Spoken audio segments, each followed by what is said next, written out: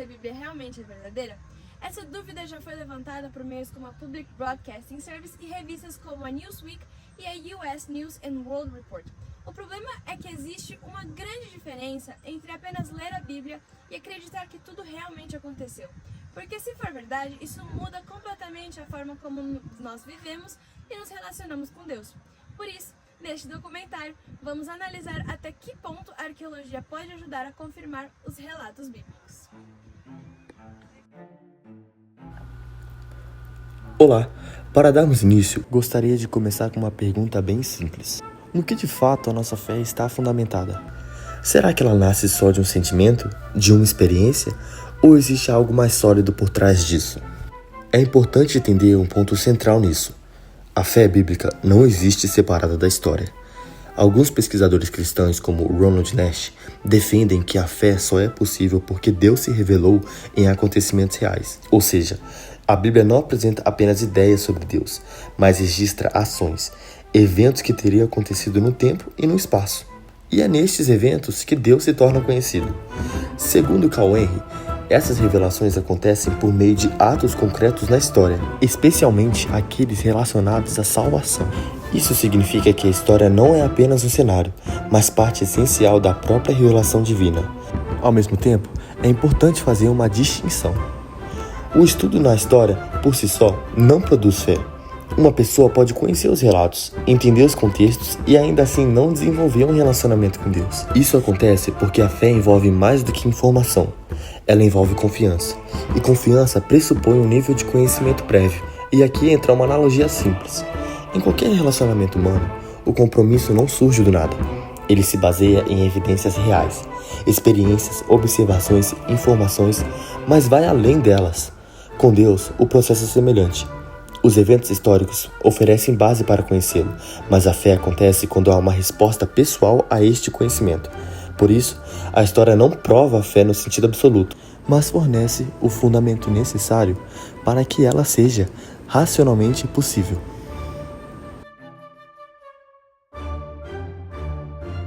A arqueologia é fascinante. Ela literalmente escava o passado. Mas aqui vai um alerta importante. Ela tem limites. Muita gente acha que a arqueologia pode provar se a Bíblia é verdadeira ou falsa.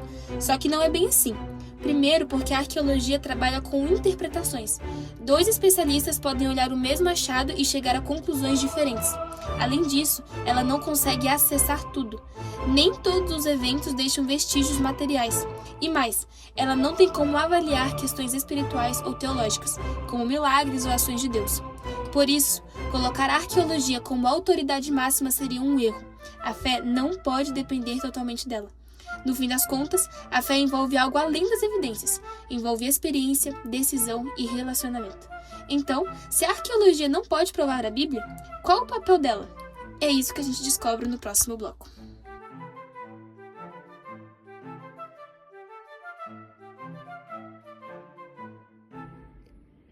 Por séculos, muitos personagens bíblicos existiram apenas nas escrituras, até que o solo começou a falar.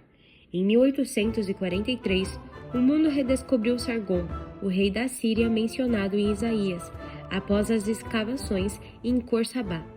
Logo depois, em 1846, tijolos de barro confirmaram a existência de Nabucodonosor II, o grande construtor de Babilônia, descrito no livro de Daniel.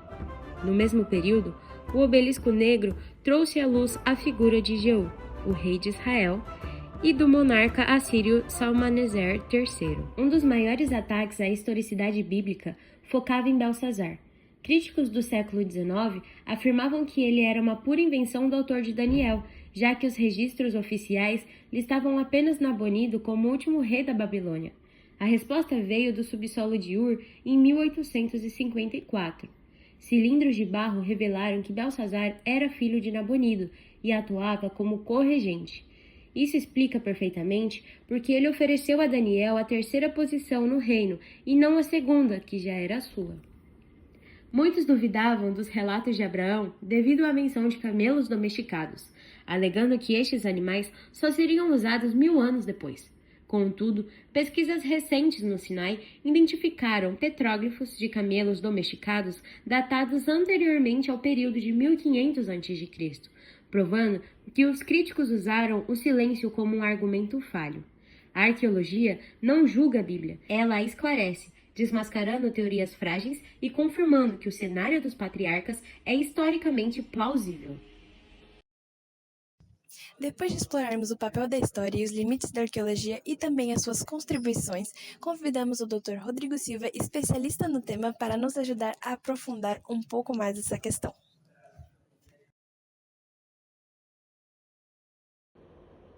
Bem, tecnicamente falando, não é correto dizer que a arqueologia confirma a Bíblia, por razões muito simples. Em primeiro lugar, porque a Bíblia é a palavra de Deus, então Deus é a autoridade máxima. Sendo Deus a autoridade máxima, não há necessidade de que alguém valide a palavra dele, correto? Você sempre precisa da sua palavra ser validada por uma assinatura, por um juiz, por um cartório, porque você não é a autoridade máxima. E Deus é a autoridade sobre todas as autoridades. Por isso que, teologicamente falando, não há nada que precise ou possa confirmar a palavra de Deus. A segunda razão é porque a palavra de Deus tem muitos elementos que demandam fé. Isso foge do escopo metodológico da arqueologia. Por exemplo, eu não posso, através das escavações, comprovar que Jesus é Deus, que existe uma trindade, que o Pai, o Filho e o Espírito Santo são três pessoas numa mesma divindade. Isso foge ao escopo da arqueologia, foge ao escopo desse método acadêmico científico. Agora, o que a arqueologia pode fazer, e ela faz com maestria, é o seguinte: a Bíblia é o único livro religioso da antiguidade que diz: verifique a minha história para perceber que o que eu estou falando é a verdade. Embora, como eu falei, a palavra de Deus não precise de validação humana, Deus, na sua misericórdia, permite que nós alcancemos a evidência da sua palavra através da história que ela apresenta. E a matemática é muito simples. Se a história que a Bíblia apresenta for verdadeira, a teologia que se assenta sobre essa história também o será. E a arqueologia tem confirmado, em grande medida, muitos eventos mencionados na Bíblia Sagrada. A arqueologia também tem nos permitido conhecer expressões idiomáticas da Bíblia, cidades que estavam perdidas, personagens que só eram mencionadas na Sagrada Escritura.